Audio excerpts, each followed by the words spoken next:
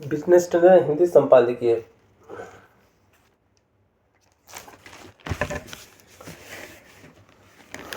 अजय त्यागी। सूचीबद्ध नियमों में ढील देने की जरूरत नहीं। सूचीबद्ध कंपनियों के लिए न्यूनतम सार्वजनिक शेयरधारिता अनिवार्यता में नरमी न हो तो आम निवेशकों को लाभ पहुंचती है और न ही कॉरपोरेट संचालक में सुधार करती हैं, बता रहे हैं अजय त्यागी। भारतीय प्रतिभूति एवं विनिमय बोर्ड सेबी ने हाल ही में सूचीबद्ध कंपनियों के लिए न्यूनतम सार्वजनिक शेयरधारिता की अनिवार्यता शिथिल करने और बड़े इश्यूअर्स को नियामकीय सीमा पूरा करने के लिए अधिक समय देने का निर्णय लिया है।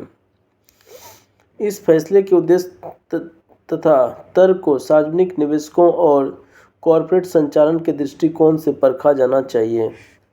नियामक का घोषित लक्ष्य है कि बड़ी कंपनियों द्वारा प्रारंभिक सार्वजनिक पेशकश आईपीओ की राह आसान बनाना। इसके पीछे जो तर्क दिया जाता है इसमें यह बात शामिल है कि अत्यधिक हिस्सेदारी बेचने या नकदीकरण पर बाजार के लिए उसकी खपत करना मुश्किल होगा। संभव है कि कंपनियों को अधिक फंड की आवश्यकता न हो। तत्कालीन नकदीकरण से बाजार में शेयरों की अतिरिक्त आपूर्ति के हालात बन सकते हैं और अतिरिक्त नकदीकरण का अनुमान शेयर कीमतों पर असर डाल सकती है।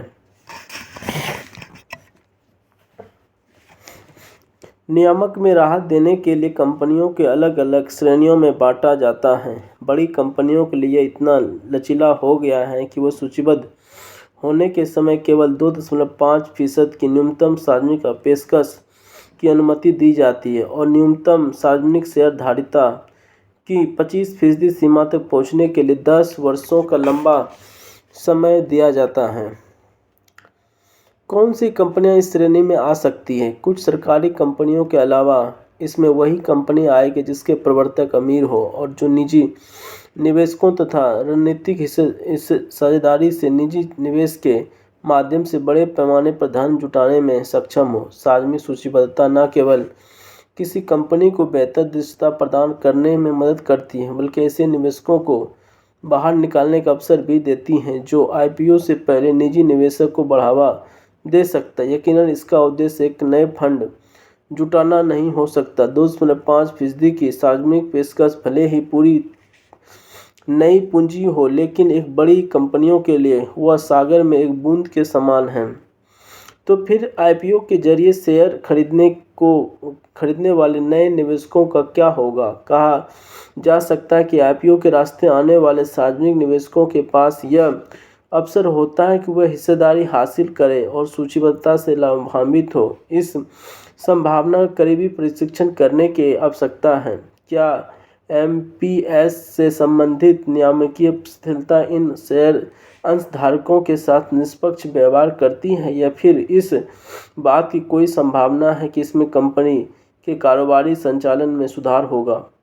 बहुत कम लोग इस बात से असहमत होंगे कि आदर्श रूप में आईपीओ के लिए जाने वाली कंपनियों के सूचीबद्ध होने के समय ही एक बार 25% न्यूनतम सार्वजनिक शेयरधारिता की अनिवार्यता पूरी करने की निर्देश दिया जाना चाहिए। कल्पना कीजिए कि दो स्थितियों में शेयर मूल्य की खोज में कितना अंतर हो सकता है। पहला स्थिति में सूचीबद्ध होते समय 25% हिस्सेदारी की बिक्री और दूसरी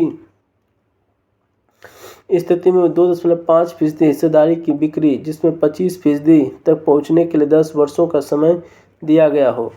हाल के वर्षों में भारतीय पूंजी बाजार की वृद्धि शानदार रही। वर्ष 2019 से बाजार पूंजीकरण और सकल घरेलू उत्पाद का अनुपात 81% से बढ़कर 135% हो गया और डीमैट खातों की संख्या 2019 में 3.6 करोड़ से बढ़कर अब 20.7 करोड़ हो चुकी है। वर्ष 2025 में अब तक आईपीओ के फंड जुटाने के मामले में भारतीय बाजार दुनिया के चौथे स्थान पर है। यकीनन अभी बाजार विकास के लिए बहुत कुछ किया जा सकता है, लेकिन क्या बाजार में अपर्याप्त गहराई का होना शिथिलता प्रदान करने की पर्याप्त वजह हो सकती है? शायद नहीं। किसी गैर सूचीबद्ध कंपनी का मूल्यांकन एक कठिन और जटिल प्रक्रिया है। इसमें संस्थागत निवेशकों और मर्चेंट बैंकरों की धारणा प्रमुख भूमिका निभाती है। हाल के वर्षों में आईपीओ बाजार में अभूतपूर्व उछाल के बावजूद विशेष रूप से बड़े इशू में निर्गम मूल्य और सूचीबद्ध मूल्य के बीच भारी अंतर के अवसर निवेशकों की भावना की दीमित किया है। इस तरह की प्रस्तावित समय सीमा, जिसके तहत न्यूनतम सार्वजनिक हिस्सेदारिता की अंतिम आवश्यकता को पूरा करने के लिए आगे और हिस्सेदारी कम की जानी है, निवेशकों की दुविधा भ्रम और भी बढ़ा सकती है। जहां तक कारोबारी संचालन की बात है तो केवल 2.5% की सार्वजनिक हिस्सेदारिता बेमानी है। ऐसे में सालाना आम बैठक में प्रस्ताव पारित करना एक मजाक होगा। सेबी के इस नीतिगत निर्णय पर पुनर्विचार करनी चाहिए। 25% एमपीएस सूचीबद्धता के समय होनी चाहिए। बहुत किया जाए तो सूचीबद्धता के समय कम से कम अधिक से 10% की शिथिलता दी जाए और 25% तक पहुंचने के लिए 2 से 3 साल का समय हो ही। कम से कम कागज पर 10% हिस्सेदारी रखने वाले अंशधारकों को कुछ सामूहिक अधिकार होंगे। इनमें प्रमुख है, यदि निवेशकों को दमन या कुप्रबंधन का सामना करना पड़ता है तो वह असाधारण आम बैठक बुलाने की मांग कर सकते हैं और राष्ट्रीय कंपनी लॉ पंचाट यानी एनसीएलटी में याचिका दायर कर सकते हैं। ये किसी भी हाल में समय सीमा और छूट नहीं दी जानी चाहिए। अगर जरूरी हो तो बड़े इश्यूअर्स अपनी व्यावसायिक संरचना और मॉडल का पुनर्गठन करने पर विचार कर सकते हैं। मसलन वे अपनी गतिविधि विभिन्न सहायक कंपनियों में बांट सकते हैं और फिर उन्हें सूचीबद्ध करने पर विचार कर सकते हैं। शेयरधारकों द्वारा प्रस्ताव पर पारित होने की चर्चा के साथ रहते हुए कंपनी अधिनियम 2013 के अनुसार किसी समान प्रस्ताव को पारित करने के लिए मूल्य के आधार पर 50% या उससे अधिक के शेयरधारकों का सहमति आवश्यकता होती है। विशेष प्रस्ताव के लिए यह सीमा 75% निर्धारित है। अतः सूचीबद्ध कंपनियों के लिए यह वर्तमान में निर्धारित 25% न्यूनतम सार्वजनिक शेयरधारिता की व्यवस्था भी प्रवर्तक शेयरधारकों के किसी अत्यधिक अनुचित व्यवहार को रोकने के लिए पर्याप्त नहीं हो सकती। 2019 के बजट में एमपीएस को बढ़ाकर 35% करने का सुझाव था। बहरहाल मुक्त व्यापार को लेकर प्रोत्साहित लोगों ने दलील दी कि उच्च सार्वजनिक शेयरधारिता बाजार की परिपक्वता के साथ खुद आती है। ऐसे में किसी उपाय की आवश्यकता नहीं है। दुर्भाग्य से तमाम अन्य बातों की तरह यहाँ भी स्वैच्छिक कदम शायद ही कारगर हो। ऐसे में प्रस्ताव पर पुनर्विचार की आवश्यकता है। एमपीएस की ज़रूरत को बढ़ाकर 30% किया जा सकता है। इसके साथ ही कंपनी अधिनियम के तहत विशेष प्रस्ताव पारित करने की सीमा है बढ़ाकर 80% किया जा सकता है। एक अन्य कदम पहलू यह है कि उच्च सार्वजनिक शेयरधारिता का अर्थ जरूरी तौर पर यह नहीं कि द्वितीय शेयर बाजार में शेयरधारकों के लिए बड़े तादाद में शेयर उपलब्ध हो। सहयोगी या समूह कंपनी के बोर्ड में नियमित निर्देशक रखने वाले संस्थाओं, कंपनी के निर्देशकों, केंद्र राज्य सरकारों, राजनीतिक हित रखने वाले निगमों और अन्य दीर्घकालिक निवेशकों, जिसमें कुछ प्रत्यक्ष विदेशी निवेशक भी शामिल हैं, द्वारा रखे जा शेयर यद्यपि सार्वजनिक शेयरधारकों की परिभाषा में आते हैं, लेकिन ये सामान्यतः ट्रेडिंग के लिए उपलब्ध नहीं होते। एमपीसी की अवधारणाओं को प्री फ्लोट यानी मुक्त प्रवाह की अवधारणा द्वारा प्रतिस्थापित सूचीबद्ध की आवश्यकता है ताकि किसी सूचीबद्ध कंपनियों के शेयरों के प्रतिशत का उचित मूल्यांकन किया जा सके। इसके ट्रेडिंग के लिए स्वतंत्र रूप से उपलब्ध होने की संभावना हो। इसकी परिभाषा को लेकर भी सभी हितधारकों की भी सहमति होनी चाहिए। यदि कोई लोग इन सुझावों को हंस सकता है तो वह कहते हैं कि कारोबारी सुगमता के सिद्धांत के विरुद्ध हैं। बहरहाल याद रहे, निवेशकों के हितों की रक्षा ही नियामक का पहला काम है। सेबी अधिनियम की प्रस्तावना भी यही कहती है। अगला संपादकीय वैश्विक प्रतिभा को देश में लाने की तैयारी नहीं, प्रसेनजीत दत्ता जी के साथ। अमेरिका के राष्ट्रपति डोनाल्ड ट्रंप ने जब यह घोषणा की कि H-1B वीज़ा के तहत आवेदक की फ़ी बढ़ाकर $1,00,000 कर दी गई, तब कई भारतीय विशेषज्ञों ने यह दावा किया कि देश के इस कदम को बड़ा फायदा मिलेगा। दरअसल ट्रंप ने यह कदम अमेरिका का स्थानीय लोगों को रोजगार को सुरक्षित करने के लिए उठाया, जिन्हें नौकरी के लिहाज से भारत और अन्य देशों के सस्ते प्रतिस्थापित युवाओं से खतरा था।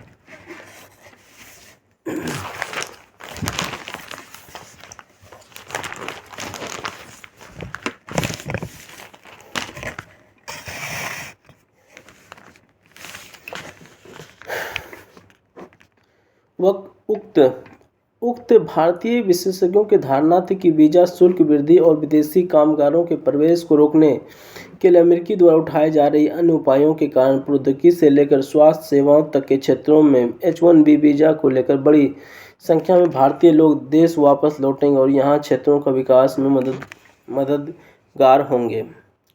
हालांकि इसे महज कल्पना या आकांक्षा वाली सोच कहा जा सकता है। विभिन्न भारतीय नीति निर्माताओं और अन्य प्रबुद्ध हस्तियों ने कुछ उत्साहजनक और राष्ट्रवादी बयान देने के बाद देश की प्रतिभाओं को वापस लौटने के लिए प्रोत्साहित करने के मकसद से कोई ठोस योजना बनाने या किसी बड़े कदम की घोषणा करने की जहमत नहीं उठाई है। अब इन बातों की तुलना हम उन अन्य देशों से करते हैं जिन्होंने H-1 वीजा शुल्क वृद्धि के कारण उपलब्ध होने वाले प्रतिभा लोगों को आकर्षित करने के लिए विशेष घोषणा करने में तेजी दिखाई। ब्रिटेन के वित्त मंत्री रिचर्ड रिक्स ने घोषणा की कि वैश्विक प्रतिभाओं को देश में लाने के लिए राह आसान की जाएगी, जबकि अमेरिका पूरी सक्रियता से उन्हें हतोत्साहित कर रहा था। ब्रिटेन जिन कदमों पर विचार कर रहा है उन्हें उच्च कुशल विदेशी कामगारों के लिए वीजा की संख्या दोगुना करना और अधिक निपुण वैश्विक प्रतिभाशाली लोगों के एक चुनिंदा समूह के लिए विशेष मुक्त वीजा देने की बात शामिल है।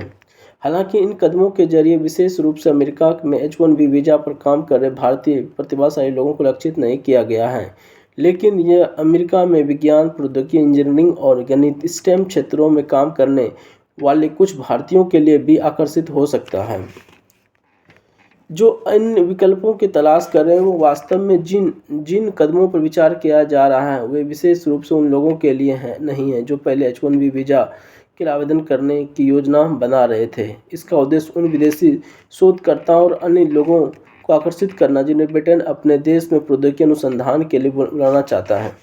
इसी बीच इन अन्य यूरोपीय देश, विशेष रूप से जर्मनी, पुर्तगाल, फ्रांस, दुनिया के शीर्ष प्रतिभाओं को आकर्षित करने के लिए कदम उठा रहे हैं।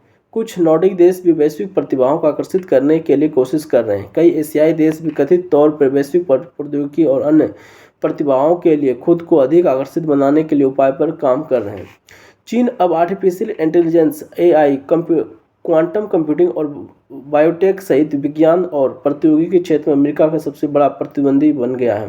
हालांकि उसने पहले ही अमेरिका से चीन की प्रतिभाओं को वापस अपने देश में लाने के लिए लक्षित कार्यक्रम शुरू किए थे और यह वैश्विक प्रतिभाओं को भी आकर्षित करने के लिए पूरी तरह से जुट गया है। चीन ने 1 अक्टूबर को वीजा शुरू करने की घोषणा की, जिसके विशेष रूप से विदेशी तकनीकी क्षेत्र की प्रतिभाओं को आकर्षित करने के लिए तैयार किया गया। हालांकि यह तथ्य यह है कि चीन के पास पहले से विज्ञान और प्रौद्योगिकी क्षेत्र में मजबूत घरेलू प्रतिभा पूल मौजूद हैं।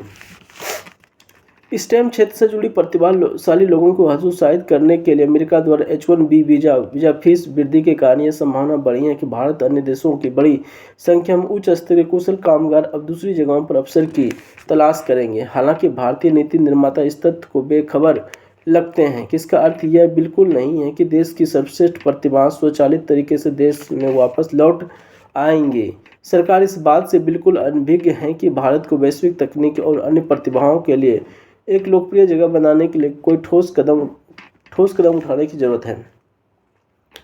यदि भारत सरकार वास्तव में प्रतिभा पलायन की प्रक्रिया को उलटने के लिए गंभीर है तो उसे अनुसंधान और नवाचार पर बहुत अधिक जोर देने की आवश्यकता है, खासतौर पर उन क्षेत्रों में जो भविष्य का निर्धारण करेंगे। देश की सरकार द्वारा विश्वविद्यालय में और उसके साथ बड़ी कंपनी द्वारा अनुसंधान किया जाने के वाला खर्च बेहद कम है। शोधकर्ता उपलब्धियों के सहयोग करने वाले अक्सर और परिस्थितिकी तंत्र व्यवहारिक रूप से अस्तित्व में ही नहीं है और इसे शून्य स्तर से तैयार करने की जरूरत है। विदेश से शीर्ष प्रतिभाओं को आकर्षित करने के लिए मौद्रिक सहित विशेष प्रोत्साहन दिए जाने चाहिए। लंबे समय तक अमेरिका प्रौद्योगिकी और नवाचार में अग्रणी देश बना हुआ है क्योंकि इनने वैश्विक तकनीकी प्रतिभाओं को फलने फूलने के लिए एकदम सही माहौल बनाया। इसने प्रवासियों के लिए देश में और विश्वसनीय तकनीकी कंपनी बनाने की पुस्तकें तैयार की। अमेरिका जाकर chip design, AI, biotech, genomics अनुसंधान क्षेत्रों में सफल बनाने में कुछ अहम नामों में भी अप्रवासी ही शामिल है। अब अमेरिका इन्हें हतोत्साहित करने पर तुला है और नई प्रतिभाओं मौजूद प्रतिभाओं से कुछ लोग अन्य जगहों पर अवसर की तलाश कर सकते हैं। इन लिहाज से हैरानी की बात है कि भारत इन प्रतिभाओं को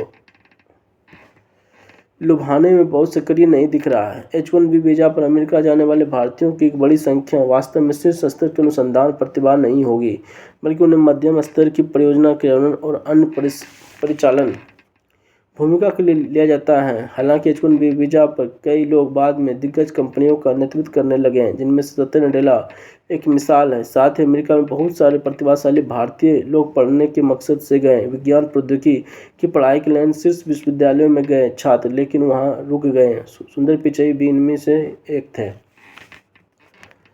देश में सत्तासीन होने वाली सरकारों ने विदेश से सर्वश्रेष्ठ प्रतिभाओं को आकर्षित करने या सुनिश्चित करने के लिए बेहद कम प्रयास किए हैं। सर्वश्रेष्ठ प्रतिभाशाली लोग देश के विकास की दिशा में काम करें यहाँ रहे। यह तथ्य इसके बावजूद बरकरार है कि हम दुनिया की 5वीं सबसे बड़ी अर्थव्यवस्था बन गए। अगर हम वास्तव में एक ताकतवर वैश्विक अर्थव्यवस्था बनना चाहते हैं तो हमें वैश्विक विज्ञान और तकनीकी प्रतिभा की दौड़ में नजरअंदाज नहीं कर सकते। अगला आर्टिकल, पीएफ का प्रबंधन। सभी फंड प्रबंधकों का सही लक्ष्य होता है कि वो निवेशकों को उसे बेहतर रिटर्न मुहैया करें, लेकिन लंबी अवधि के दौरान कुछ ही फंड प्रबंधक लगातार इस लक्ष्य को हासिल कर पाते हैं। निवेश की जाने वाली राशि पर मिलने वाले रिटर्न की कई कारक प्रभावित करते हैं। इनमें से फंड प्रबंधक का कौशल भी शामिल है। बहरहाल, कंपनी भविष्य निधि संगठन को जब देश का सबसे बड़ा सेवानिवृत्त फंड है तो इसके लिए संगठित क्षेत्र का कर्मचारी अपने मासिक वेतन का एक हिस्सा योगदान राशि के रूप में देता है। यह निरंतर इसे बेहतर रिटर्न देता है। उदाहरण के लिए 24-25 में 8.25% का रिटर्न घोषित किया, जबकि इसी वर्ष 10 वर्ष के सरकारी बॉन्ड पर औसत यील्ड 6.86% रही। चूंकि IPFO सरकारी बॉन्ड में भी बड़े पैमाने पर निवेश करती है, इसलिए इसके निवेश पर मिलने वाले रिटर्न में ऐसे बॉन्ड मिलने वाले ब्याज को भी अधिक नहीं मिलनी चाहिए। दोनों के बीच में अंतर भरपाई इक्विटी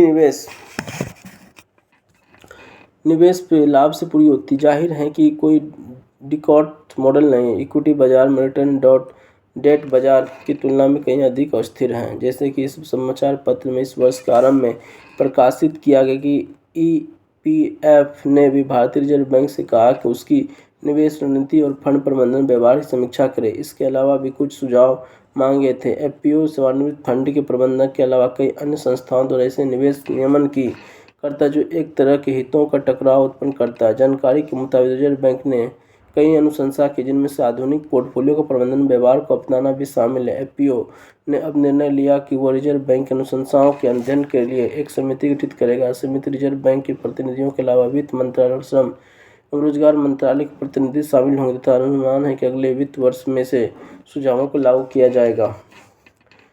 EPFO करीब 25 लाख करोड़ रुपये मूल्य के सेवानिवृत्त फंड का प्रबंधन करता है। इससे संभावना देश की श्रम शक्ति के और अधिक औपचारिक स्वरूप को पाने के साथ ही अपनी बहुत तेजी से इजाफा होगा। ऐसे में यह अहम है कि फंड्स का प्रबंधन अधिक पेशेवर और पारदर्शी ढंग से किया जाए। विशेष समिति की उम्मीद है कि वह सभी पहलुओं पर गौर करे। FPO अपने फंड के लिए एक हिस्सा पेशेवर परिसंपत्ति प्रबंधन कंपनियों के जरिए निवेश करने पर विचार कर सकता है। इसमें न केवल रिटर्न में सुधार होगा बल्कि जोखिम में विविधता लाने में मदद मिलेगी। इसके अलावा यह भी महत्वपूर्ण होगा कि रिटर्न निवेश किए गए फंड में वास्तविक प्रदर्शन पर आधारित हो, न कि राजनीतिक आधार पर तय हो।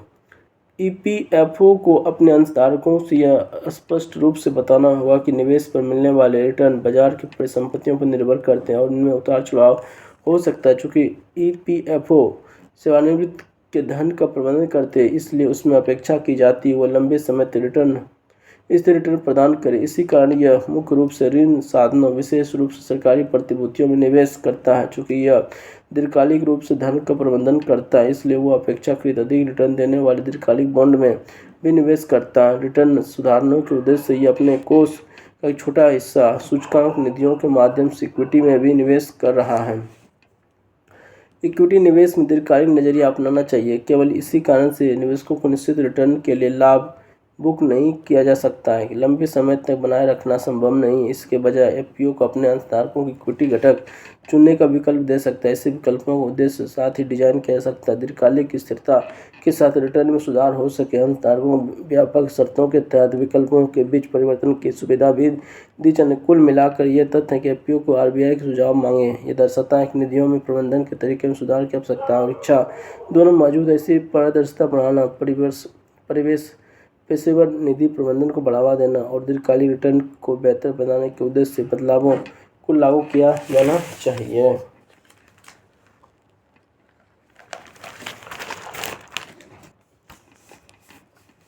भारत कनाडा संबंध में सुधार के कदम।